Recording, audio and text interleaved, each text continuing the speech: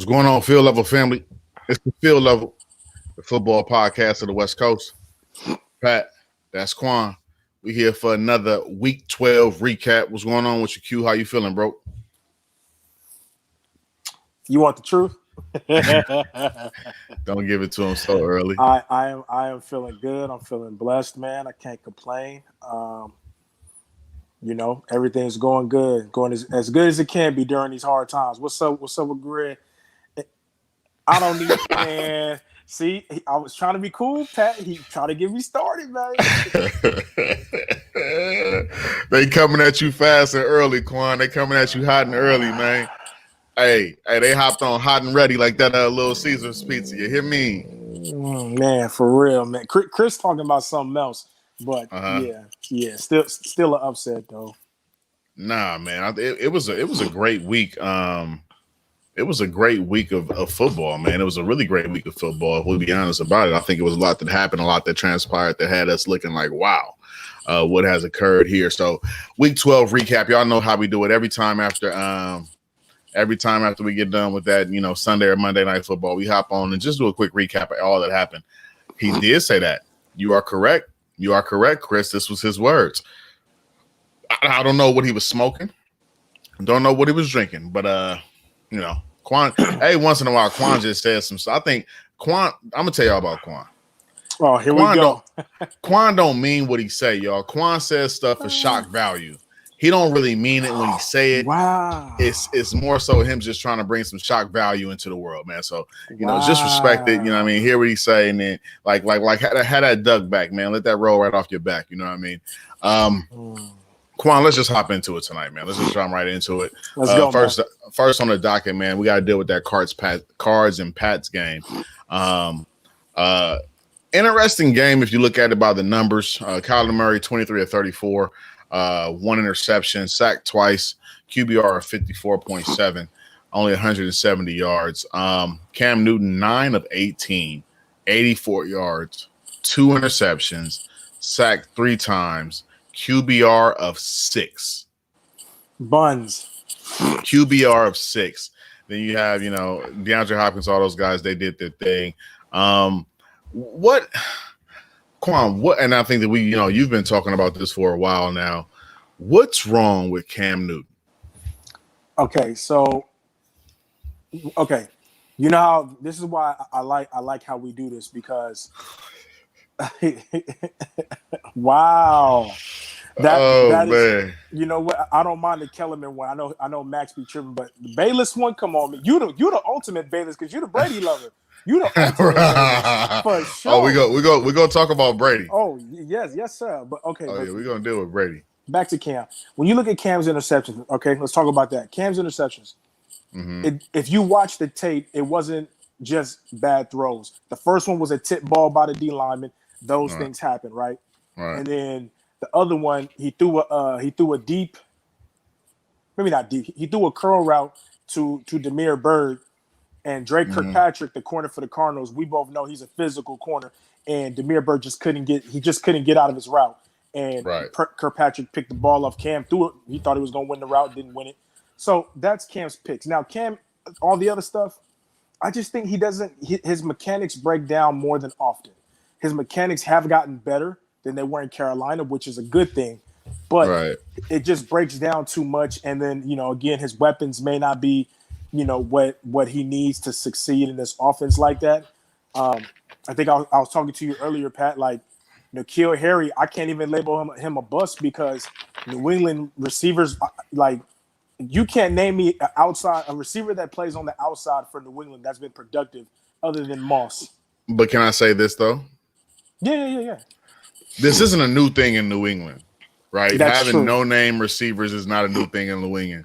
The new thing in New England is the quarterback position. Tom Brady, and I hate to even kind of go to Chris's fact or Chris's point in this situation, but Tom Brady with that same group of receivers will be a lot better. That is agreed. So that goes back to Cam. But Cam's not Brady, and no one's saying that. But then before I pass it to you, I will say this: if Belichick and the New England Patriots, if they could somehow squeak into the playoffs, which isn't that far-fetched in the AFC, because I know me and you were going to break down the wild card eventually tonight. Right. If he can sneak them in there, he has to be at least nominated for Coach of the Year, because like we talked about, when you win in games and your quarterback only has 84 yards passing, and you got to be nominated for something. Right. I think the interesting thing when it comes to this game, the Cards versus the Patriots, the one thing that was very interesting to me is that if you look by the numbers, you say to yourself, no way the New England Patriots won this game. No way. Right. There's absolutely no way the New England Patriots won this game. They had 100. I want to say they had about 110 yards rushing. 46 of that came from Cam Newton. Cam Newton also threw for 84 yards. On the flip side of that, you have you have my man Kyler Murray, who throws for 170. Kenyon Drake runs for 78. Kyler runs for his own 31. So they have over 138 yards. They have about 138 yards rushing on top of 170 yards passing. Where is the discrepancy by the numbers, in this game? And I think that's kind of where we kind of got to look at it and say, did the New England Patriots win this game, or did the Arizona Cardinals lose this game? I want to say the latter of the two. And the reason being is because the Arizona Cardinals, top to bottom, is a much more talented roster and team than what the New England Patriots have. But I think it all refers back to what I was talking about on Wednesday. This is the time of the year where the cream rises to the top and you see who's for real and who's not. I refer to it as fool's gold. Now is when that, when you had that chain that wasn't quite real. Now is around the time that thing started tarnishing a little bit. We about to see what chains that was gold is getting ready to start turning green. You know what I mean?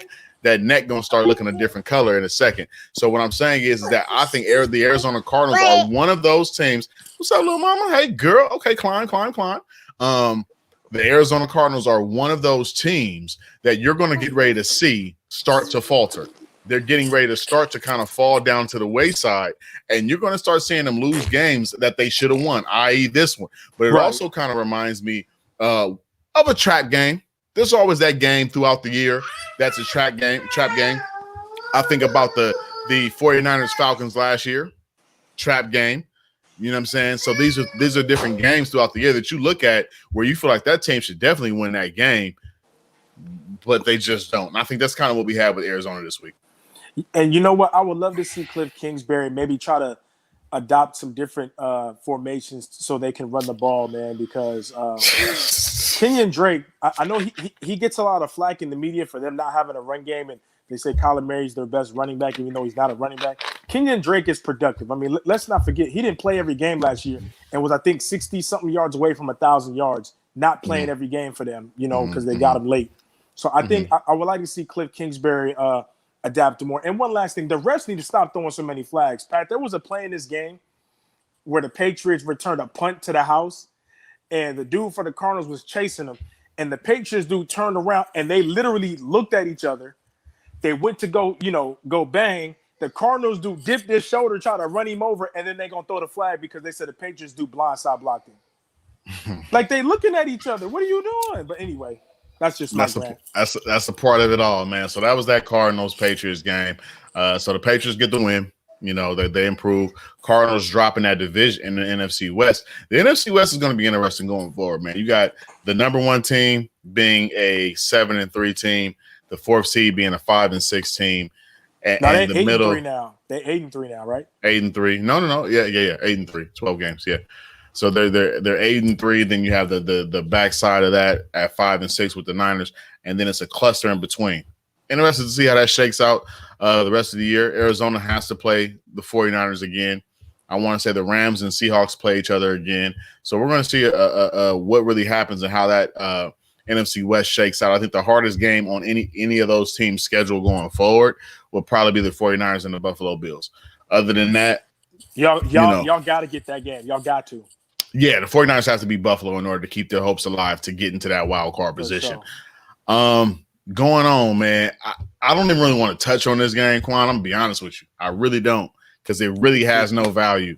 The Saints beat the Broncos 31-3. This game was a joke.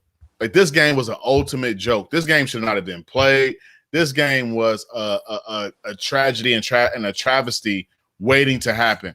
When you don't have not one quarterback, not one quarterback on the team active, and you have to play a football game, you have to then activate a practice squad wide receiver to play quarterback and start in an NFL game after not playing wide receiver all offseason, after not playing wide receiver all training camp, all the beginning of this year. That game was an ultimate joke, bro. And I think that game should not have been played. That's a fact. That game, the Broncos never stood a chance. You know what I'm saying? Even to the point where Philip Lindsay was taking direct snaps, bro. Like, and again, if they did some of those things throughout the season, nobody will be mad. But because he's taking direct snaps, because everybody knows why.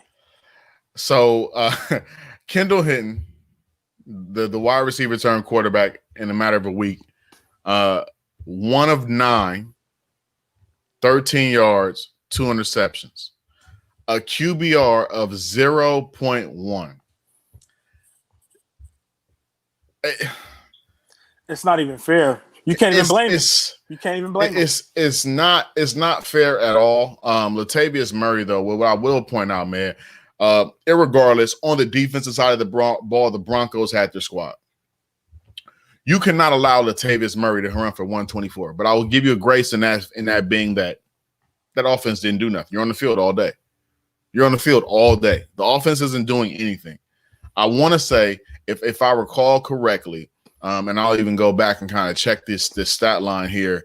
You know, the Denver Broncos offense only had a handful of first downs. Yeah, I mean, handful of first downs. I mean, you're not defending the pass. If you're the corners, I might not even guard the receivers this game. Bro, for what? What am I even playing defense for? We gonna load the box. If I was the Saints, I'm loading the block. I'm loading the box all day long. Do whatever you want to do. This box is loaded. I'm not gonna touch that. So the Saints get an easy win over the Broncos, man. Taysom Hill goes 9 of 16, 78 yards. Throws a pick. But on the backside of that, Latavius Murray had 19 carries for 124. Alvin Kamara had 11 for 54. And out of the 78 yards that Taysom Hill threw, 50 of that went to Michael Thomas. So, you know, that's all I gotta say. I really don't have much to say about that game, bro. It's not what much it's to say about worth. No, it's not. It's not at all. I think the Broncos got a bad deal from the NFL. I even think once they realized all their quarterbacks weren't going to be able to play, I think the Broncos reached out to the NFL to see if they could sign some quarterback off of something. I forgot where I read it at. They tried to sign somebody, and the NFL said, "Nah, you can't do it." Yeah. And they didn't allow them to reschedule, but they're gonna allow the Ravens to get postponed. That's just because it's the Broncos and the Ravens is a more marquee matchup for TV ratings. That's what that was. But I will say this: Denver's defense did came to play, and they put up the best effort they could in the first half because, you know, I think this game says more about the Saints and Taysom Hill than it does about the Broncos, honestly. Because for Taysom Hill to play against them, 9 of 16, 78 yards. And the Broncos defense have been good, relatively good all year, you know, if you look at their numbers. But Taysom Hill, bro, that's no excuse. Yeah, I expected a lot more from Taysom Hill. I figure, you know, if they're gonna go that route and he's gonna be the starting quarterback, I would think that you would allow him to be a quarterback, because what it looks like from my point of view is that you're auditioning him right now. We don't know if Drew Brees is going to play next year.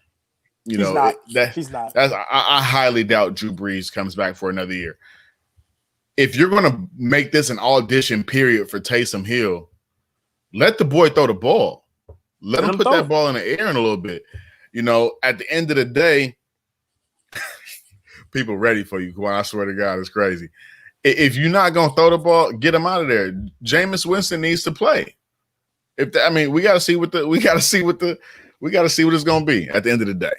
I like Taysom, but like you said, Pat, if you're not going to let Taysom, have the offense at his disposal. He's been there for years. He knows the offense in and out. So you need to let Jameis get a chance because Jameis is only on a 1-year deal. So if you want to maybe give Jameis an extension, then you need to see what it is. Jameis is still young enough to be some team's franchise if he gets a chance. So we'll see.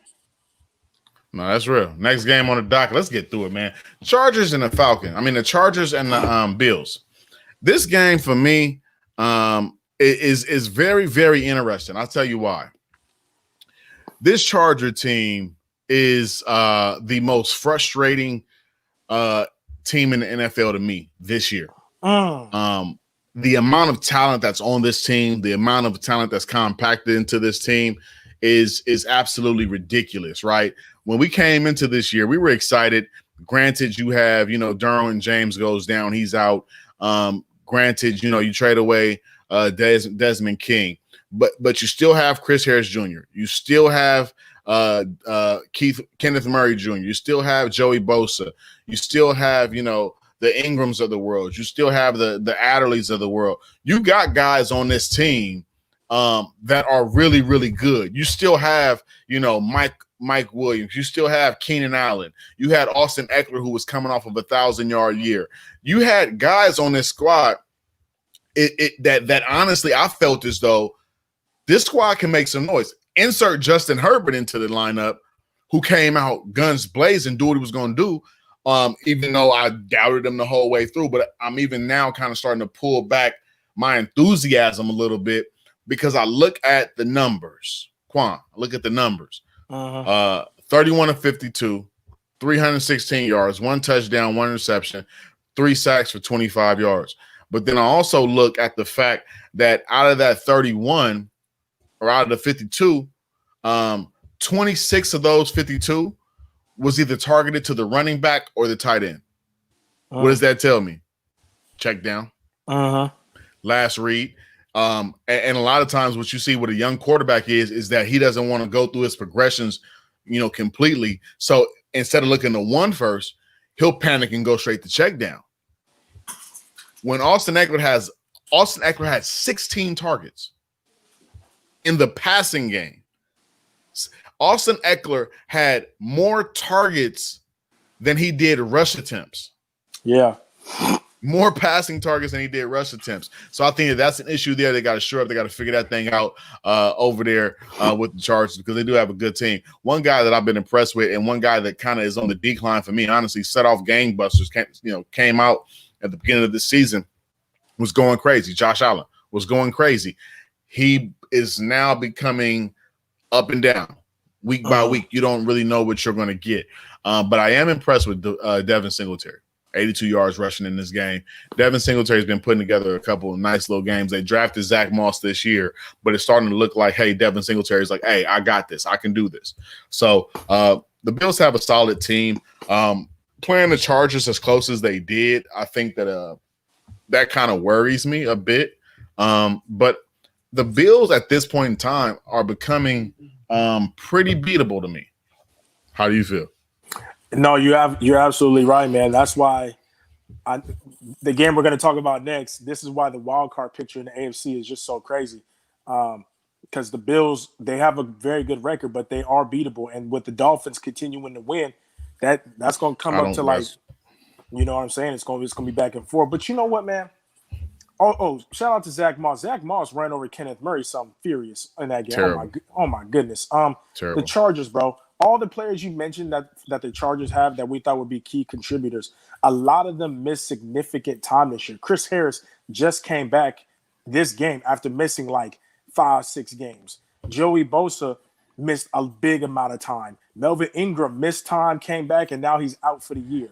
Derwin James gone the whole year. Chris Harris Jr. just came back. So it's like they have talent, but they've been missing a lot of it. And Justin Herbert, a lot of those passes that went to Eckler, bro, he went through a lot of his reads, but he had to scramble for his life. He got sacked like 7 times. You know what I mean? And if he gets sacked 7 times, you could probably double that in hits. But he got sacked. He got sacked 3 times. You gassing a little bit. It was okay, 3. my bad. But if he must have got hit a bunch of times because I remember watching the game. He He took a couple of shots on some blitzes, which he's a rookie. He didn't check the protection. Right. He has some free blitzes coming from the Bills getting smacked. So he probably going to be in that ice tub today, tomorrow, until he get back to the facility Wednesday. The Chargers, last thing I'll say, I don't know what they're going to do at the end of the year with their coach. I'm not even going to say he needs to be fired because – oh, come on, man. Leave Anthony alone, man. Look, you can't blame all the losses that they lose tight, close games on the coach. That's the players too. That's the players too. I'm sorry, C. I'm sorry, Quan. Because Chris, I don't care. That means absolutely nothing what do you say? To me. James White has 14 receptions, 110 yards, and a touchdown. It's a totally different offense. First of all, let's talk about that. It's a totally different offense. Brady lives off the running back, right? And he says Phillip Rivers uses running backs like that too. Very true, but let's not act like Phillip Rivers is God. He's not God tier. Let's not act like Phillip Rivers was just out here lighting it up. He wasn't lighting it up. If he uses running backs, he also, once again, I got to bring to the point, Chris, since you said that, he also pushed the ball downfield. He also took chances and did those type of things. I've never seen, and this is correct me if I'm wrong, I've never seen his number one receiver. I've never seen Phillip Rivers' number one receiver being the running back. Never seen that. But we saw that from Brady. Definitely saw it from Brady because that's what that offense calls for. Right. You know what I mean, they do that. Rivers is a baller. I'm not saying he's not a baller, but I'm not saying like let's temper it down though and be like Phillip Rivers uses running backs like that too. Definitely did, but it wasn't to the magnitude of 16 targets over, what Keenan Allen would we say was number one there, right? 4 catches for Keenan Allen, 11 for Austin Eckler. Mike Williams, we think, is the number 2 there. He had 5 targets. So it's like, come on, man, we gotta push that ball down. I understand he was under duress. But we got to figure out a way where our running backs aren't our leading receivers. Just my personal opinion. I agree with that. But anyways, let's go ahead and get to it. Y'all ready? Come on with it. Quan, I picked the Falcons to win this game. I did not pick the Falcons to embarrass the Raiders. Man. 43-6. Bruh. I now take my seat. I sit back. I allow you to say what you got to say. Everybody in the comment section who said something, Greg, Chris, yes, it hurt. And I'm gonna explain this. It hurt. It hurt. I'm gonna explain it. Every team has a bad game.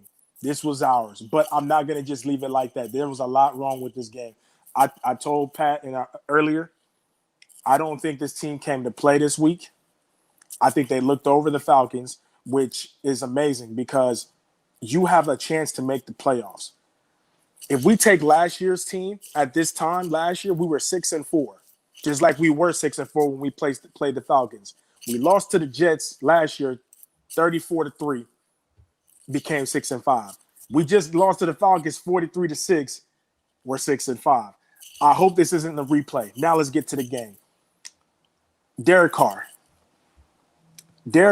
missed a few throws, but he had a few turnovers. They're all not the same. The first fumble, that's on him. He even said it in his press conference after the game. I should have had 2 hands on the ball, calm in the pocket. I got hit, ball squirted out. That's his fault. No excuses from me on that one. The second fumble, the O-lineman just completely whiffed on the block. We had Nelson Aguilar on a double move up the rail. Wide open, double move, wide open. Safety's nowhere there. Corner slipped and fell. But as Carr gets ready to deliver, he gets hit from the blind side. He fumbles. Then the interception, he tried to make a play, threw it behind the receiver. That's his fault too. Done with Carr. Josh Jacobs. Just wasn't his day. And I didn't know why the running game wasn't working for him or Booker, but then when you look at the numbers, the Falcons are 9th in the league in stopping the run.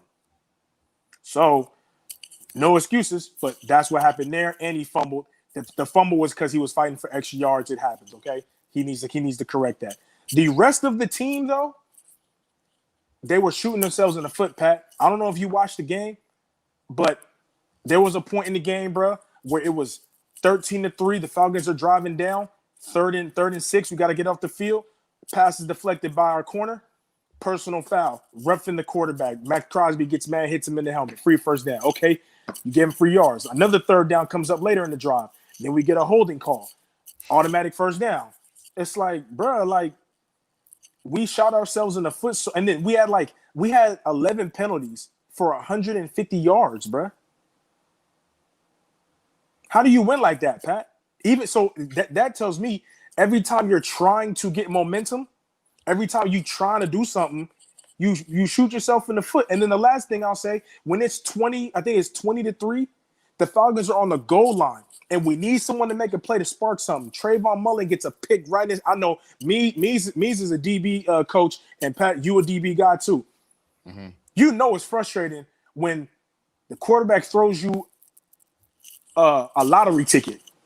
And it goes right through your hands, and it would have been a pick six because the corner was out of bounds. I mean, the receiver was out of bounds. Right. So when you add all that thing up, and then it just snowballed after that. But I will say this, man. I'm glad they need to get this game out of them now, because we can only afford at 6-5 with 5 games left. We can only afford to maybe lose one more game, and we play 2 good teams left out of our 5 games. We play the Colts in 2 weeks, and we play the I'm missing one more playoff team that we play. But I'm not overlooking the Jets, bro, because the Jets blew us out last week. If we lose to the Jets and give them their only win, bro, we're not going to the offs. Right. And I see Chris is playing the role of statistician right now. He's going through last year and finding all the Austin Eckler high target games. Chris, I appreciate you doing that and finding all that information. The number one issue with all the information that you're finding is this. They're 3-8 this year doing what they did. They were 5-11 last year, bottom of the AFC West, doing what they did. Clearly, if that is the game plan and he's getting the 16 targets that you're talking about, wrong again. Chris Thompson did it too before. Cool. Last year, Eckler was tied for the team lead most receptions versus the Chiefs. That is an issue. That should not be the case. They were 5-11 last year. They're 3-8 this year. That cannot happen. Your running back cannot be tied for most receptions on your team or lead your team in most receptions. That cannot happen. That's not a winning formula. Clearly for them, it's not a winning formula. So they got to figure that out, because at the end of the day, that's not going to work. Chris Haynes, you know what I'm saying? I want you to understand it's not going to work. 5-11 last year, 3-8 this year. They cannot throw the ball to the freaking running back 20 times. And James White did it and they won a Super Bowl. Was that the Los Angeles Chargers? You keep saying that, but it was the New England Patriots. It was not the Los Angeles Chargers. Right, the Chargers don't have the Patriots defense at all. Do not. They don't have that's another team, Chris. Or the quarterback. Or the quarterback, because Brady, at least with the Patriots, Brady didn't really put them in bad positions. Phillip Rivers be throwing Christmas presents all year round. Hello. Get that man the ball. CT's here. How you doing, CT? Welcome. How y'all feeling? Good, man. I'm over here about to blow a gasket about Chris, man. Chris is killing me. Chris is killing me today. Chris is killing me. If you're running back, it's Kamara. This isn't Austin Eckler, Chris. Oh, and by the way, and that is the Saints offense. And that is the Saints offense, because Drew Brees ain't really pushing it like that, so that's fine for them. Jesus Christ. It ain't fine for young gun Justin Herbert. Chris, are you comparing Austin Eckler to Alvin Kamara? Let me know. If you're doing that, I'm not talking to you for the rest of the show.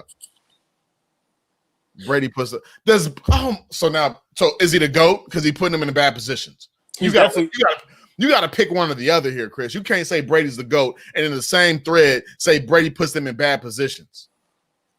Brady not the GOAT. Brady not the GOAT this year. I apologize. Back to regular scheduling programming. The Rams. I'm sorry, the Raiders. Jeez, this man got me frazzled. Chris, you got me frazzled. I appreciate you though. The Raiders. Like, what did you see? Tell me, because I know what I saw. What did you see?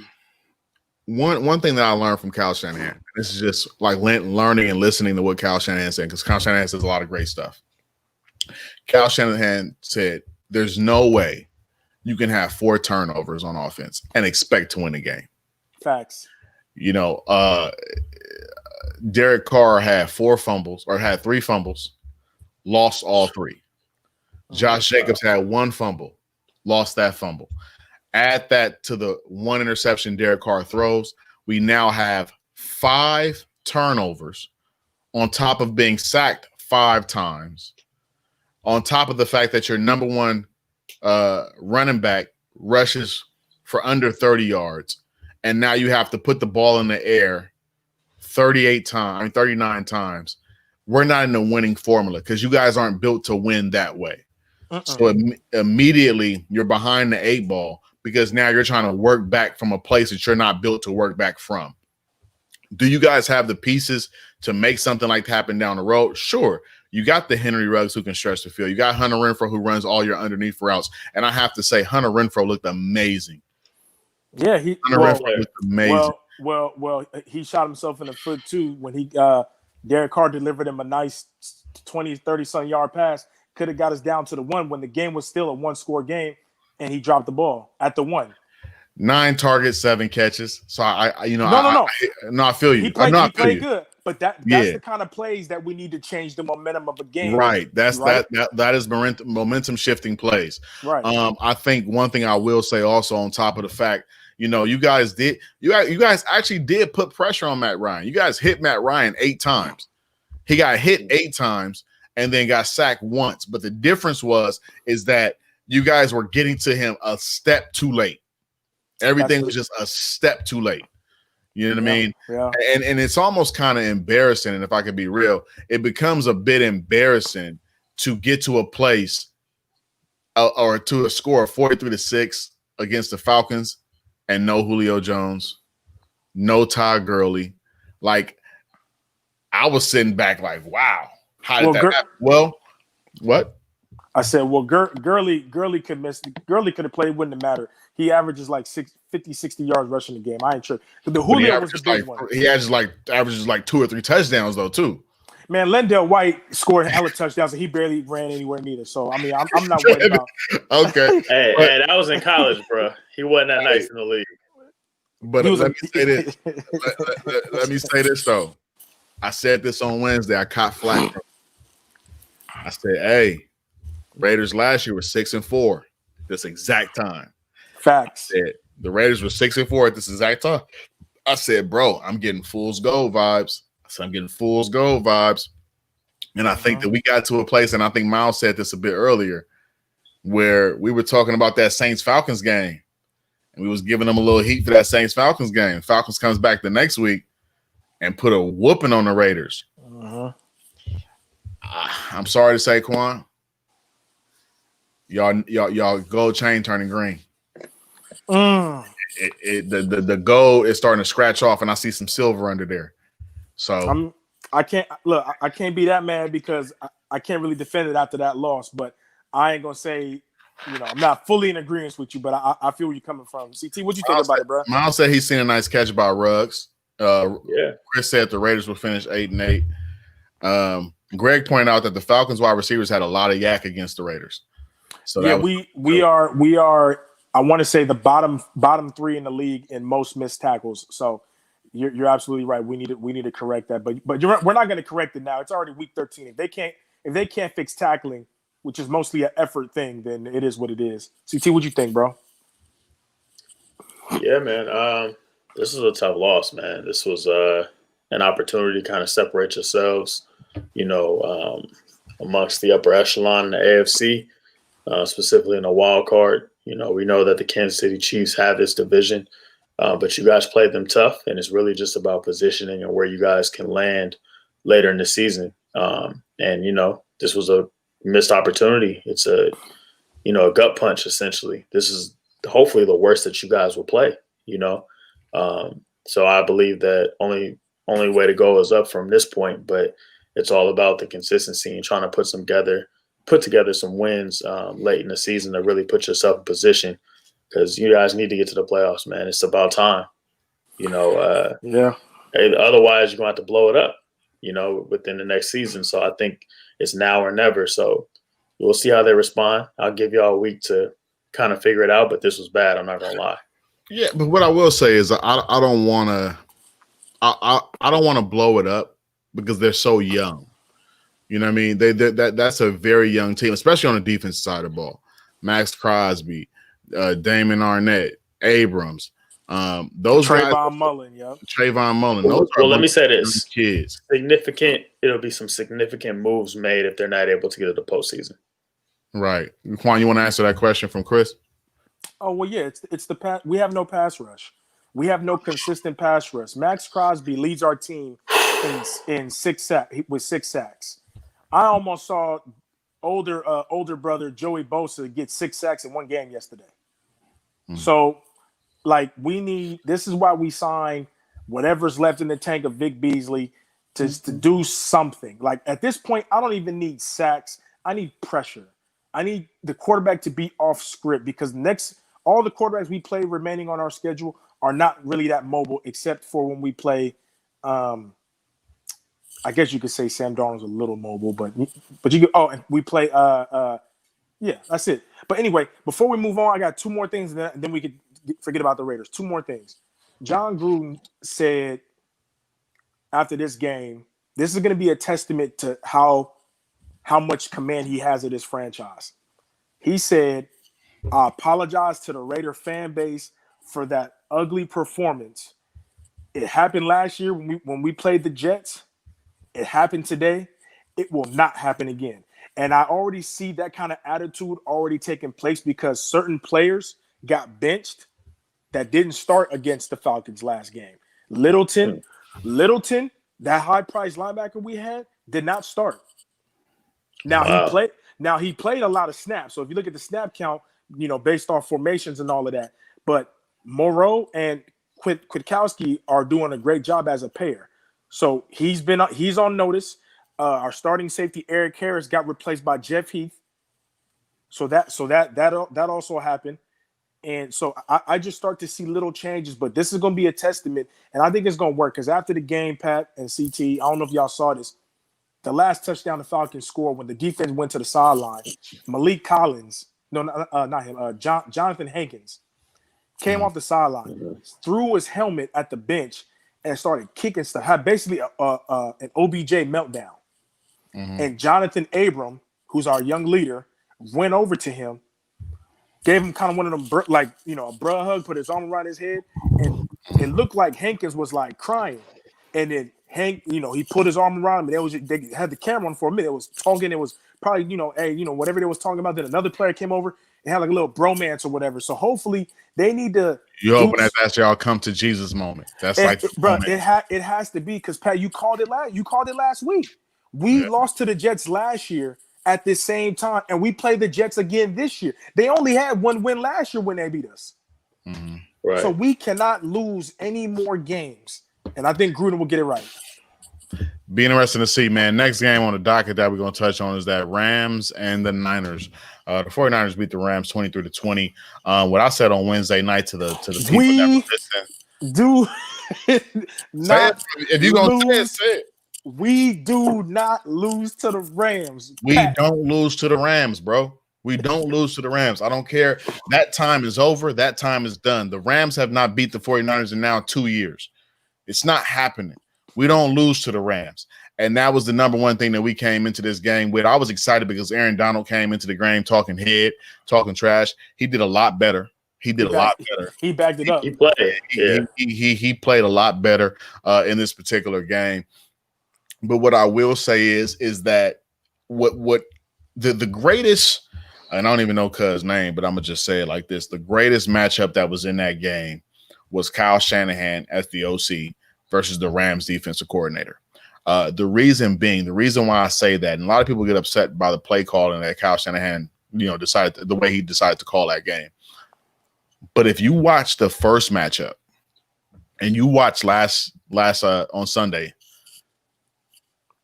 it was a lot of the same stuff. Same end around, same jet sweep, same, quick in front of the ball, hiking the ball, quick little toss up to Debo. He just said, "Oh, you don't know how to stop this yet? I'm going to continue to run it." We had the most of our success on the outside tackle runs, outside stretch, outside zone, end arounds, those kind of plays is where we really maintained the success that we did have. And then he kept Nick Mullins from destroying himself. thought that was a perfect thing. If you look by the numbers, Nick Mullins outplayed Jared Goff by a mile. By a mile. Jared Goff didn't even really start to get going until the second half. Until it was too late, yeah. And when he did, it was too little, too late. But what I was very happy to see is that when the 49ers got their back put against the wall late, we were up, 17-3 at one point, right? They come back, they tie it up 20-20. I said, oh, crap. This team, with the construction that it has today, I said, I don't know if they're built to sustain to be able to go out there and put a drive together and win the game. Just simply because, you had your guys weren't there. You didn't have those fiery guys that were going to come out and fire it up. And they did it. They went out there and made it happen. Deebo Samuel, I now have to get to a place where I have to put a lot more respect on his name than I have been in years past. I said, I don't know if Deebo's the number one. I'm going to tell you why Deebo's the number one. I'm going to tell you tonight. Deebo Samuel is a number one receiver because you cannot schematically scheme for him. That is what a number one receiver does. The number one receiver on a team puts the defensive coordinator in a position where they have to scheme for that player. The 49ers, Deebo Samuel as a wide receiver, you have to scheme for him. If you don't scheme for Deebo Samuel on Wednesday, Thursday, and Friday's practice, you're going to lose. And he's going to do his thing. And I think I want to say, and I'm sorry I'm rambling, but I'm going to get it all out because I got to get it all out. I got to say this. Kyle Shanahan stuck to his script. Did not veer off. Kyle Shanahan said, I want to run the ball 30 times. They came back. They tied the game up. We were yet and still running the ball. He said, I got to get 30 runs in. Kyle Shanahan's mindset is that when I get 30 runs in, I don't lose. Yep. And that stat is true. When Kyle Shanahan runs the ball 30-plus times, the 49ers don't lose. So Kyle Shanahan said, I got to go out here and run this ball 30-plus times. And they got the dub. But they did it really well. Deebo was definitely a highlight in there. Shout out to the Rams' run defense. Stifled us. Didn't expect that. They came out. They played good run defense. Aaron Donald was a boy. Did his thing. Also, I have to come back and say we got to start putting a lot more respect on Jimmy Ward's name. Jimmy Ward was a baller. Jimmy Ward, I got you. I appreciate you, CT. Shout out to CT. Jimmy Ward balled. He did his thing. Jimmy Ward was the difference in that game for me, to be honest with you. The two fumbles that the Rams had, Jimmy Ward caused the fumble on Jared Goff, caused the fumble on Malcolm Brown. And that was tide turning stuff. I think that Javon Kinlaw played well. Kerry Hyder Jr. didn't know who he was coming into the season. You know him now. You definitely know him now. Tavarius Moore played great at safety. And then you had Dread Zone. Dread Zone was out there. Verrett and Sherman, Dread Zone. Jamar Taylor tears his ACL, goes down. Here comes Emmanuel Sanders in the slot, a position that he has never played. Played well. So they did very, very good. I think that they did a good job of rallying to the ball because where the Rams have most of their success is Yak, right? Cooper Kupp after the catch, Robert Woods after the catch. That's where they had most of their success. For the most part, they kept that bottled up, kept the run game in check. But I got a question for y'all. Quan, I'll ask you this question because CT, I'll let you deal with more of the 49ers stuff.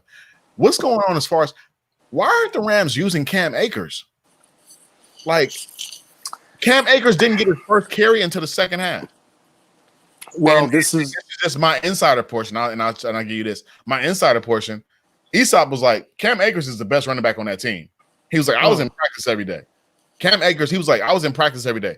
Cam Akers is better than Malcolm Brown and Darrell Henderson. He was like, I don't get it. I don't understand it. It's almost kind of like some doghouse kind of stuff. You draft Van Jefferson in the third round of this past draft.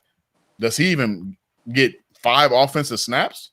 I think that they're too loyal to the guys that's been there. And now this is what's happening. You're seeing some stuff. What did Greg say just now? He said no. That was an old one. I accidentally clicked it. Oh, my bad. Yeah, So Cam Akers and then CT. After I answer this question, I'm gonna bounce it to you, and then I'll pick up after you on the Niner game. I just think Cam Akers, he might be in the doghouse, but this is why the Rams say we're gonna go with the running back by committee, and I'm gonna go with the hot hand.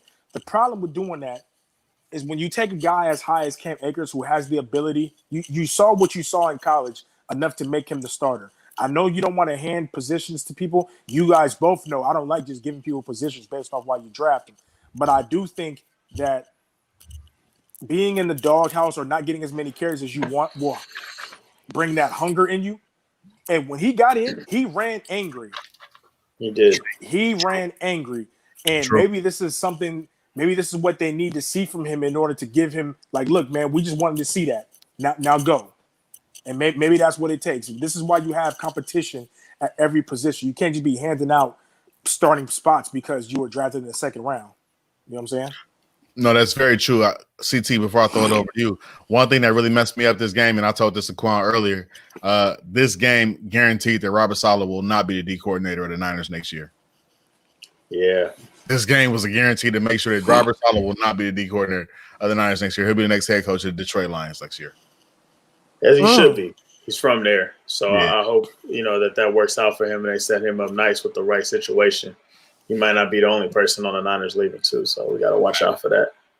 But I'll touch on the running back situation. Talent-wise, there's no doubt that Cam Akers is the best running back on the team. I definitely agree with that.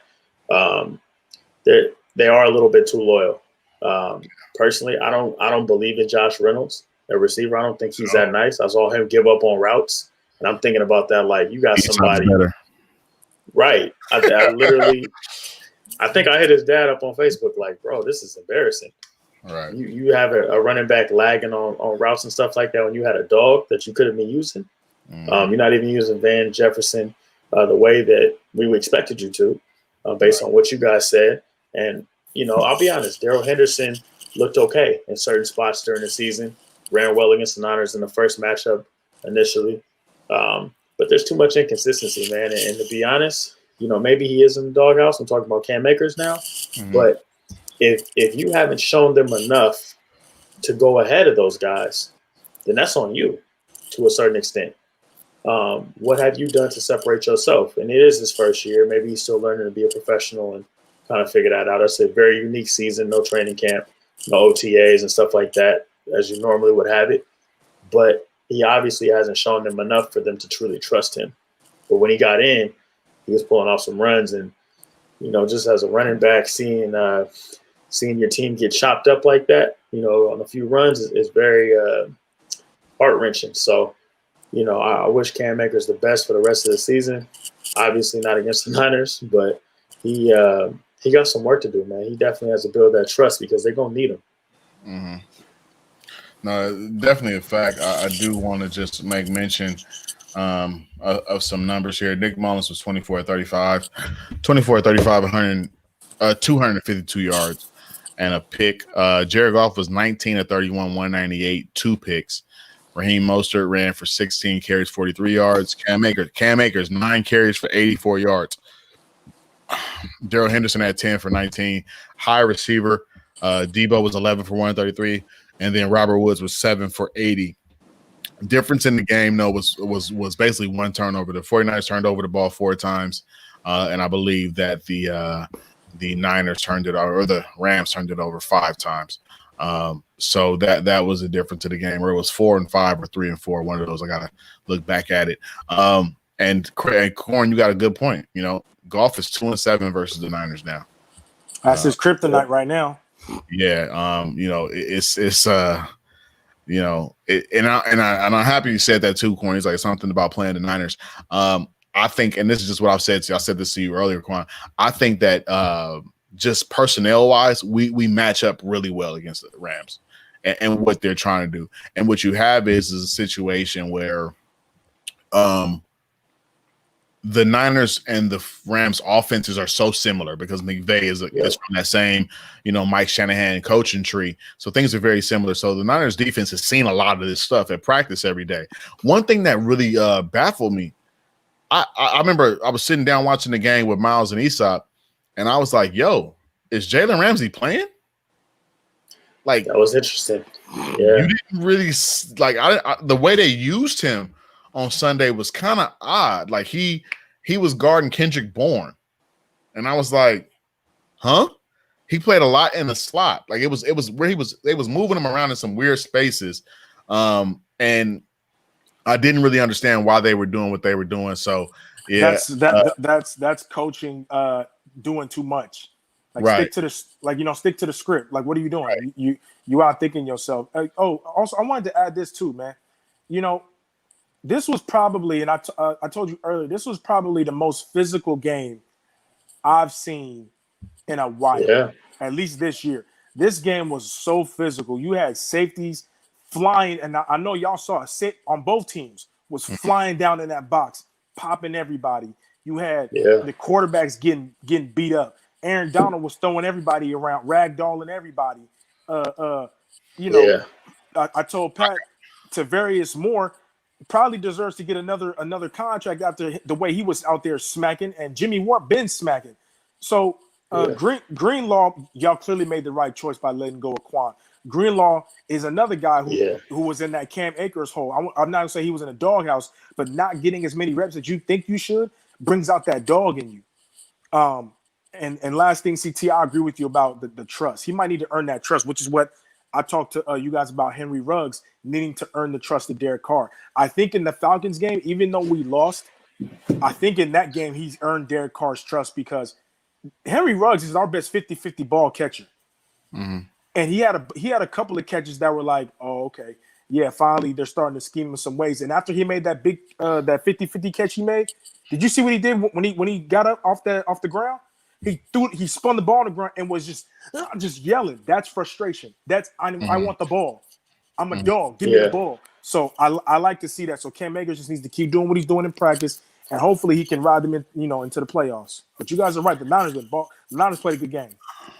I think that one thing that really impressed me, bro, when you talked about the physicality of it, it was a play late in the fourth quarter where Dwelly kind of had an outside trap block on Aaron Donald.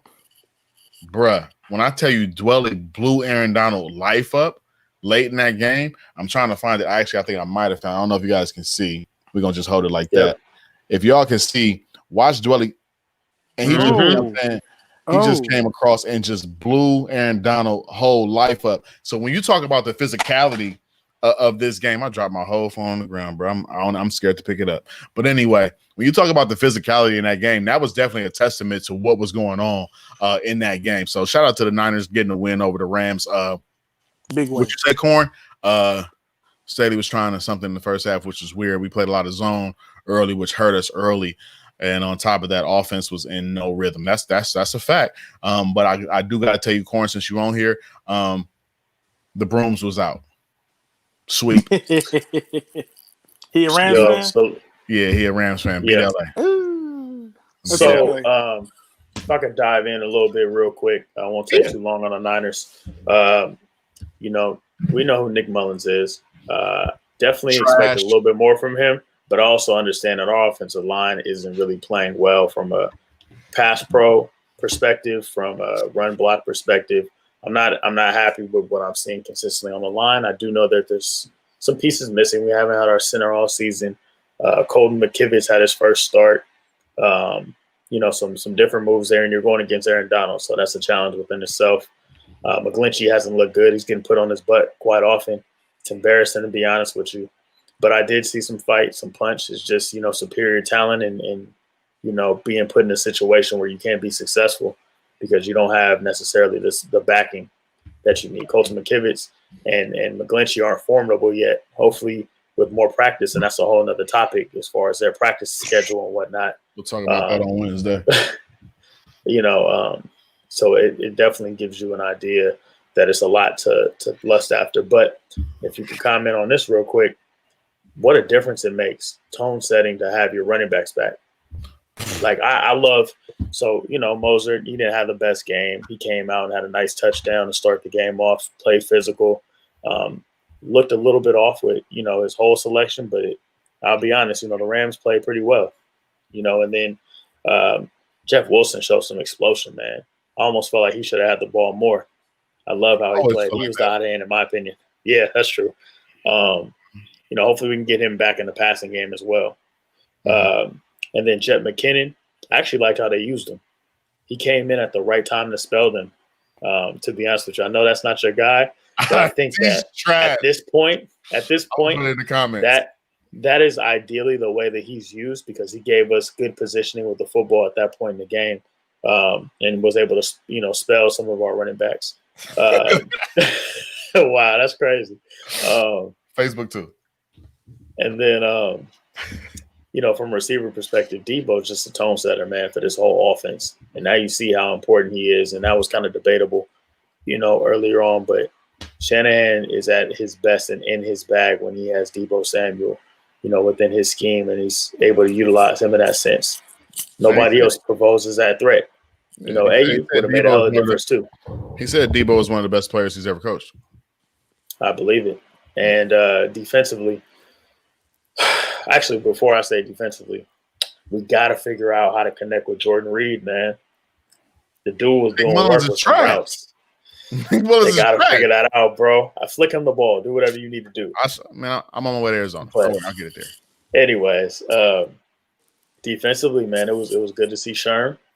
His presence and just his leadership on that field made a hell of a difference. I appreciate you bringing up Jimmy Ward, because Jimmy Ward is a baller. There's a reason why he got that contract, man. He's a vital piece of our team. He just doesn't show up in the stat line, as some premier safeties do. But what he provides in clutch moments, you got to appreciate that, man. He's had some big turnovers in his career that we don't even acknowledge on a regular basis. That play against Golf was amazing. Tavarius Moore, I like him, bro. His coverage skills. His coverage skills, man, are beautiful. He's one of my favorite guys. Greenlaw really ascending into the player we need him to be and showing consistency with that. Fred Warner's always going to give you everything. Kerry Hyder, man, sign that boy back ASAP. For sure. He's what you needed in Ronnie Blair, but more. I was going to say DJ Jones. I was going to say Kerry Hyder's doing a lot of what DJ Jones is supposed to do. That's how I feel. DJ he got like a half meter, man. He just I don't know. He can't stay healthy, and he's not somebody that can consistently give you that drive. I actually prefer Street over him, to be honest with you. At this point, I'm seeing more consistency out of him. But as a whole, Robert Saleh put together a hell of a plan. They seem to play the Rams just really well. They're very prepared for them. Defense just looked strong, gave us a chance all day, even though offensively we didn't deserve it. We didn't do enough, for quite some time, but the defense kept us in the game. And I think that we can ride that wave as we continue to build momentum towards Monday.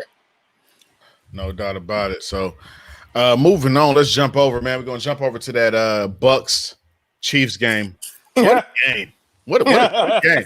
Yeah. Hey, Chris, stay on here for a second. Let's talk about the GOAT.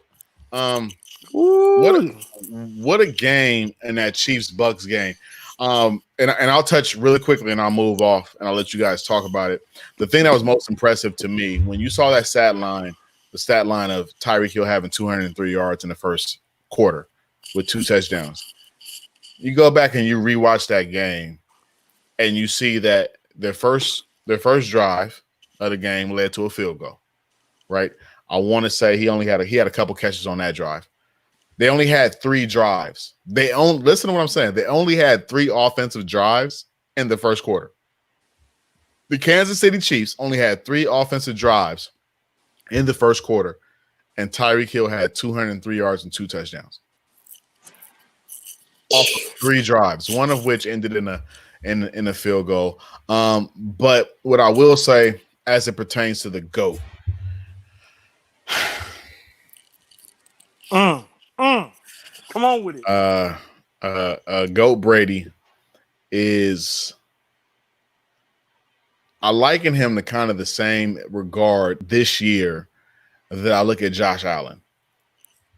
Up and down, week to week, you never truly know what you're going to get. I seen you say a stat line earlier, Chris. It was 27 to 41, 345, 3 touchdowns, 2 interceptions.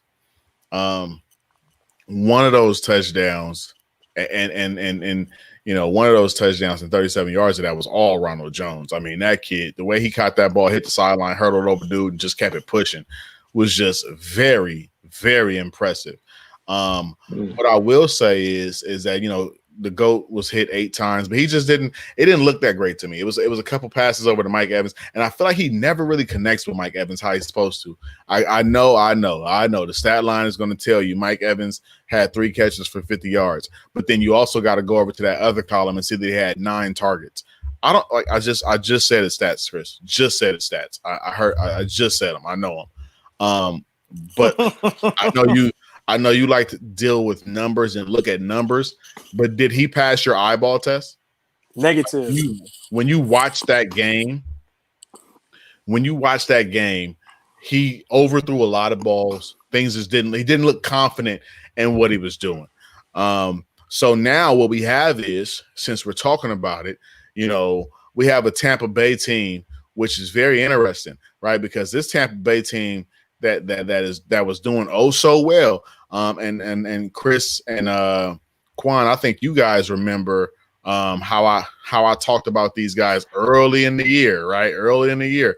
Granted, they have the Falcons twice.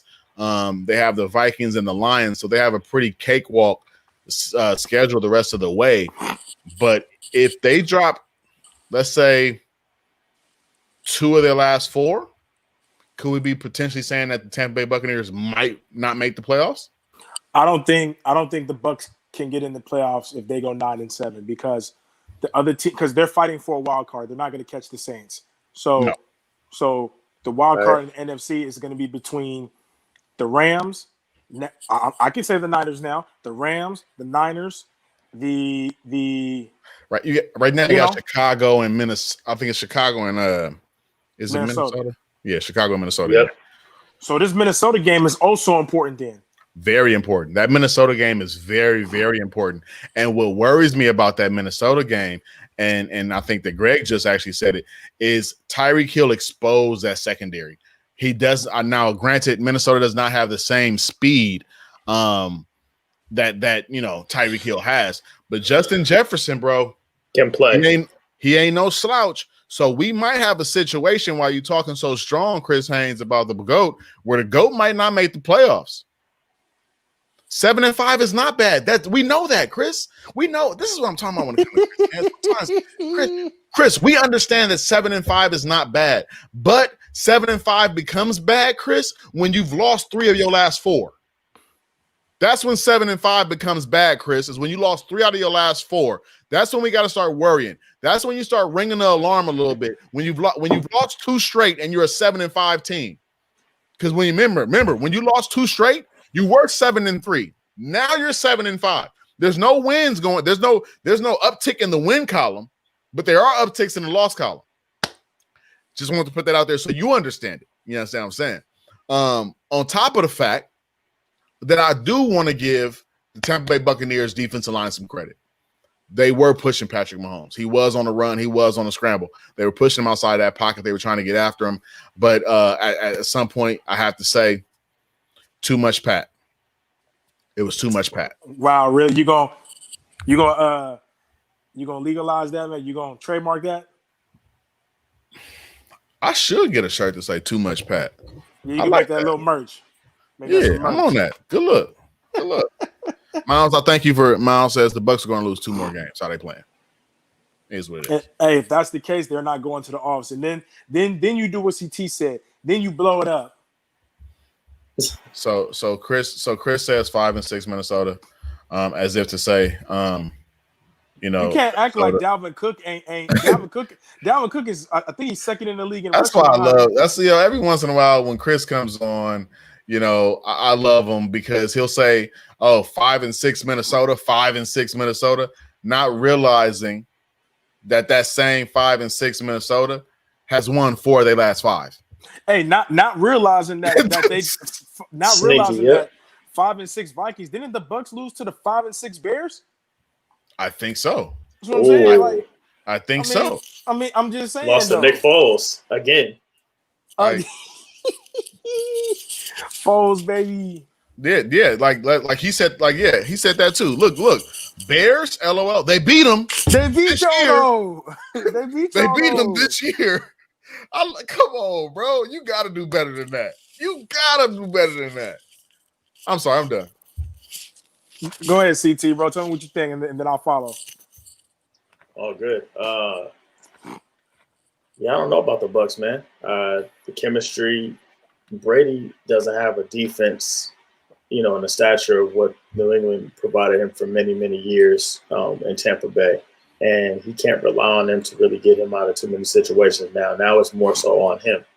With his tenure, with his time and expertise, he's expected to do a lot more and be a little bit more careful with the ball. And that's not happening. When you have an older quarterback who's at the end of his career, you're looking for different weapons and resources that you can use to really keep him elevated on a certain level. And I feel like Brady is trying too much to be, just this rocket arm, baller. And maybe that's not his game at this point in his career. And I can't really say it was really ever his game. He played within a nice system, and he was able to kind of, manipulate it the best way possible and utilize the defense to do so. And what I mean by that is, look at Rojo. Rojo is actually a pretty good running back. Bruce Arians came out and said he needs at least 20 touches. I don't love him, but I mean, he's probably one of the best that they have. They don't seem to want to use Fournette to that level. So if that's what you want to go with, you better just roll with it. You have weapons at receiver. Not really sure what's going on with AB in regards to targets. I think he had, 3? Something like that. Mike Evans, he needs to get that rapport with Mike Evans, man. Spend some extra time. I know Mike is getting healthier, so you need him to do it. Chris Godwin, ball last year. He's a pretty good receiver, but they got to get him more reps, get him some more balls in the air and some more opportunities to really create. And, Arians has to figure it out. Is this Brady's team or is it your team? Figure that out. It can't be a back and forth. Goes to what Miles just said. He's saying this isn't Brady's fault. He's saying this is Bruce. Man, stop, man. We are not doing that. We are not going. Well, I do gotta say, Quan. Traditionally, Bruce Arians quarterbacks throw a whole lot of picks. Pat, I'm not Pat. Yeah, Pat, Chris, true. Miles, CT. I'm not doing that. You cannot tell me it's all Bruce's fault. We can sit here and we can sit here and all. Okay, well. I need our people who are going for Brady's, defense. We need to tell the whole story. You can divide the blame and say that a lot of it is Bruce, maybe, but you can't say it's not Brady's fault. Come on, man. Okay, look. Hey, Quan, real quick. I read a stat. At this point in the season, did you know Brady and Jameis Winston numbers are fairly similar? Obviously, Jameis had a few more picks, but there's a little bit of similarity there. I'm sure.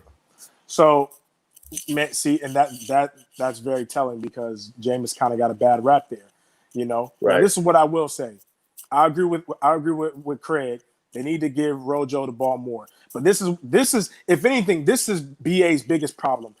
He's talking out of both sides of his neck. Oh, I believe Ronald Jones he's the best running back on our team by far. Then why'd you sign Leonard Fournette? Pointless. Wasted money. Okay. So then we go to the receiving, right? I told Chris this earlier.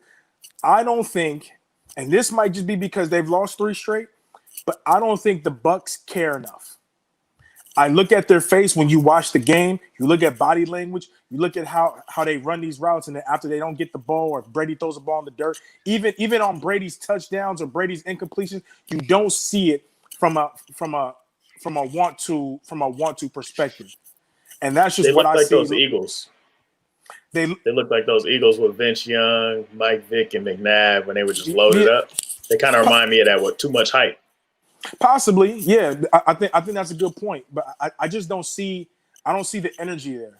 Now the defense gets a lot of bad rep because we saw the defense is trash, but the defense did only give up a field goal to the Chiefs in the second half. So all of those points that Brady and the offense was getting, I mean, we can call them empty calories, kind of. Now the game was close at the end, but I mean, they didn't do nothing in the first half.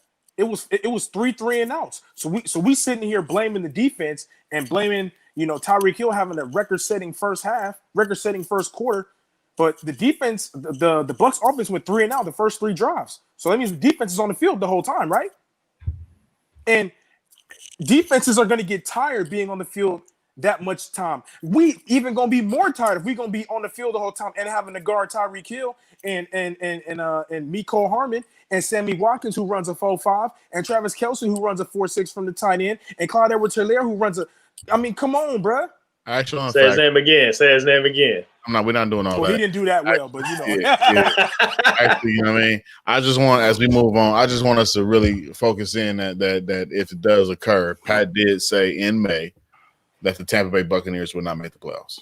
And Chris, you said 9-7 won't make the playoffs. It should, but because of the way y'all playing and the teams you gonna play, all y'all might be 9-7. If the Vikings end up 9-7 and they beat y'all, like Greg said could happen, and the Bears, the Bears, the Bears not winning no more games because they got Mitch Trubisky. I'm sorry, bro. Nick Foles. Let's not act like Nick Foles is out there gangbuster. He's not, but Nick Foles isn't better than Mitch Trubisky for the Bears. For the Bears. That's debatable. Look at the numbers, bro. But Mitch Trubisky was 3-0 before he got benched. So the reason why they never should have benched him because the Bears might be. You know what I'm saying? He was 3-0. He was 3-0, and now they've lost 5 straight. So I was just putting that out there. But Seahawks beat the Eagles tonight. Wasn't too exciting. DK Metcalf did what he did. Almost fought Darius Slay a couple times, and Carson Wentz was trash. So that's all we're going to talk about with that. We're going to jump over, and I want to go ahead on and crown our winner of the predictions tonight. I will say this. Out of your hosts, CT went 3-4 with his picks this week. CT, the picks that he got wrong were the Eagles, the Cards, and he picked the Raiders. So those were 3 those were for Eagles, Cards, and Bucks. CT actually picked the Bucks as well, so he dropped those. Quan, similar story for Quan. Quan picked the Eagles, the Cards, the Raiders, and Quan picked the Rams. So Quan ended the day 3-4 as well. However, Pat, that is myself, picked the Hawks, the Chiefs, the Pats, the Saints, the Bills, the Falcons, and the Niners, all of which who won. So Pat goes a perfect 7-0 in his picks on this week. Shout out to Pat. Going into those who picked games, starting from the bottom now, we hear Rob won our very first one. He is now 3-4. Again, this week he went 3-4. Greg, I see you on here, man. Greg, we got to do something with the way you pick football games, man. You're also 3-4 this week. We got to bust that up, and I really want to send I want to send a shirt down there a little more down in that Fresno area, but I can't send a shirt down there because you're not getting it right. Rory went 4-3. Mercedes, your mother-in-law also went 4-3. My mom's went 5-2. Okay, moms. Juan went 6-1. So Juan is our back-to-back winner. I don't know if he wants to forfeit his winnings over to someone else. That being said, if Moms and Juan forfeit their winnings for this week, it would jump down to Rory and Mercedes for the winners on this week. But we'll talk to them and see what they want to do and how they want to move. If they do, y'all got them. Y'all got that field level merch coming your way. With that being said, man, we're going to wrap up tonight, man. We've been on here for a cool minute. But we'll be back Wednesday night at 8:45 Pacific Standard Time. You can find us on YouTube as well as live on Facebook. If you're watching us on YouTube, click the subscribe button. Also, make sure you click the bell over there, the bell right over there. Make sure you click that bell and the subscribe button to get those notifications popping. If you are on Twitter or on Instagram, we need you to jump over. Follow us at The Field Level on Instagram and at The Field Level 1 on Twitter. That's all we got for tonight's recap, guys. I'm Pat. That's Quan. That's CT. Any final words from my guys? We'll see y'all Wednesday. Be ready. We coming with it too. Mom's been on this whole time. Heard she won. Now she want to say, hey, come through, Mom. Shout out to you, bro. Shout out to you, Moms. All it is, man. See y'all Wednesday night, 8:45. Be back here, same bat time, same bat channel. I'm Pat, Quan, CT. It's the field level. Over now.